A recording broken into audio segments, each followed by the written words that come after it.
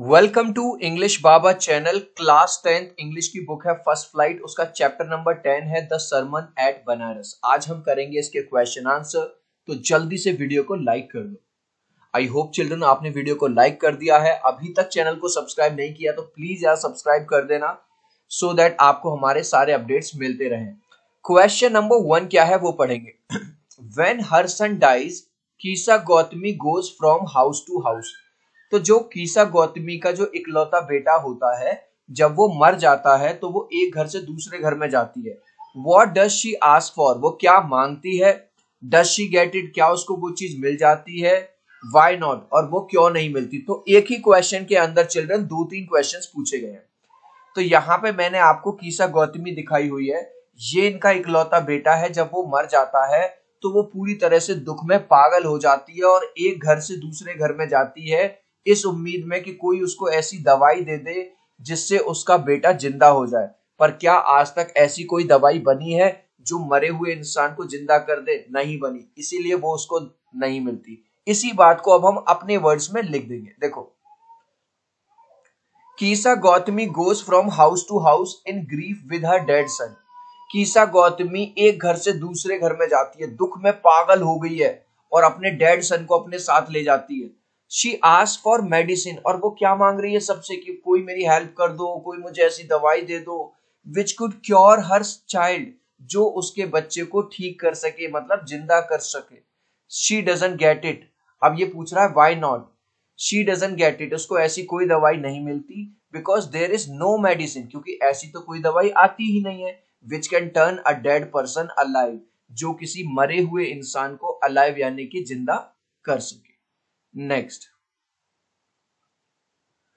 कीसा Gotami again goes from house to house after she speaks with Buddha. अब किसी ने उसको ये बता दिया था कि तुम जाओ और बुद्धा से मिलो, वो तुम्हारी जरूर हेल्प करेंगे।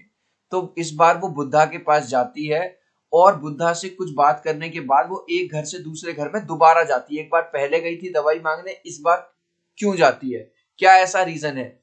What does she ask for, इस बार वो क्या मांगती है।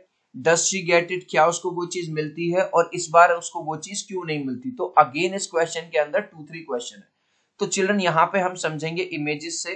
भाई जब वो बुद्धा के पास जाती है तो बुद्धा ये सोचते हैं अगर इसको डायरेक्ट समझाऊंगा तो समझ नहीं आएगा। वो उसको कहते हैं मैं तुम्हारे बच्चे को जिंदा कर सकता हूं अगर तुम एक मुट्ठी मस्टर्ड सीड किसी ऐसे घर से ले आओ जहां आज तक किसी की डेथ नहीं हुई। तो ये खुश हो जाती है कि चलो यार मस्टर्ड सीड तो मैं कहीं पे भी जाऊंगी और ले आऊंगी। लेकिन जब ये एक घर से दूसरे घर, तीसरे घर, चौथे घर जाती है, मस्टर्ड सीड तो हर जगह मिल जाती है, लेकिन ऐसा घर कोई भी नहीं था जहां पे आज तक कोई डेथ ना हुई हो। इसी वजह से ये खाली हाथ वापस आ जाती है और इसको समझ आ जाता है। अब यहां देखिए इसका आंसर इसी बात को, कीसा गौतमी। अब देखो ये वाली लाइन मैंने, goes from house to house after she speaks with the Buddha, goes from house to house after she speaks with the Buddha, question में से ही कॉपी पेस्ट कर दिए। कीशा गौतमी बुद्धा से बात करने के बाद एक घर से दूसरे घर में जाती है।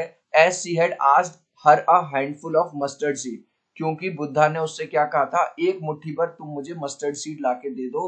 फ्रॉम अ हाउस, एक ऐसे घर से, where death had never knocked at the door, जहां पे आज तक कोई डेथ ना हुई हो, जिसके परिवार में आज तक कोई मरा हुआ ना हो।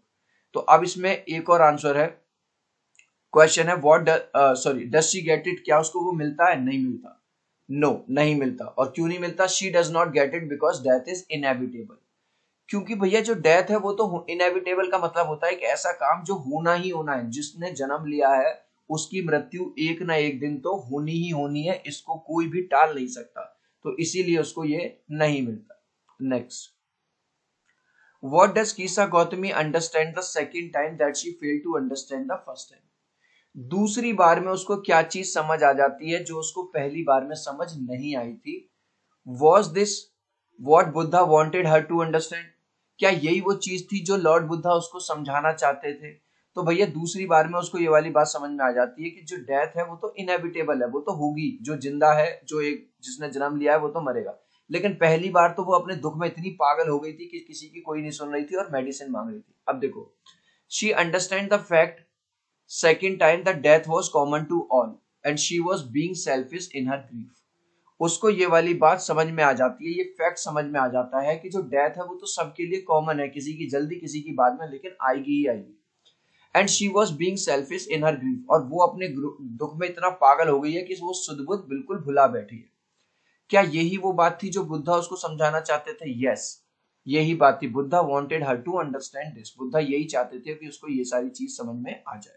चिल्ड्रन, अभी तक इस वीडियो को लाइक नहीं किया तो प्लीज यार आपसे एक रिक्वेस्ट करूंगा, प्लीज चिल्ड्रन वीडियो को लाइक कर देना। ऐसा वीडियो बनाने में बहुत मेहनत लगती है, मैं 3 तक काउंट करूंगा, प्लीज वीडियो लाइक कर देना। 1 2 3। आई होप चिल्ड्रन आपने वीडियो को लाइक कर दिया है। अभी तक चैनल को सब्सक्राइब नहीं किया तो प्लीज जल्दी से सब्सक्राइब कर दो। आपके एक लाइक से, एक सब्सक्राइब से बहुत मोटिवेशन मिलता है। Thank you children. Next question, why do you think कीसा Gautami understood this only the second time? आपको ऐसा क्यों लगता है उसको दूसरी बार में ही क्यों समझ में आया? In what way Buddha change her understanding, और किस तरह से बुद्धा ने उसके जो सोचने की क्षमता थी उसको किस तरह से बदल दिया? अब देखो, ये चीज हम ऑलरेडी कर चुके हैं कि उसका इकलौता सन था, इतनी ज्यादा पागल हो जाती है कि एक घर से दूसरे घर में जाती है कि दवाई दे दो, लेकिन जब बुद्धा के पास जाती है तो बुद्धा डायरेक्ट समझाने के बजाय क्या कहते हैं, मस्टर्ड सीड ला के दे दो एक ऐसे घर से जहां पे आज तक कोई मृत्यु ना हुई हो। जब उसको नहीं मिलती तब उसको ये वाली बात समझ में आ जाती है कि हाँ भाई, जो डेथ है वो तो एक ना एक दिन आनी ही है। Kisa Gautami understood this only the second time because before meeting the Buddha she had gone mad in grief for herself. उसको ये वाली बात दूसरी बार में ही इसलिए समझ में आती है क्योंकि बुद्धा से मिलने से पहले वो अपने बेटे की मतलब मौत के सदमे में इतना ज्यादा दुखी हो जाती है कि वो पागल सी हो जाती है। But when she didn't get a single house where death had never knocked at the door, लेकिन जब बुद्धा के कहने पे उसको किसी भी घर में एक मुट्ठी भर मस्टर्ड सीड नहीं मिलती क्योंकि हर घर में कोई ना कोई मौत हुई थी, शी अंडरस्टूड द फैक्ट, वो उसको फैक्ट समझ में आ जाता है जीवन का, क्या कि डेथ इज इनएविटेबल, कि भैया जो डेथ है वो तो एक ना एक दिन होके ही रहेगी।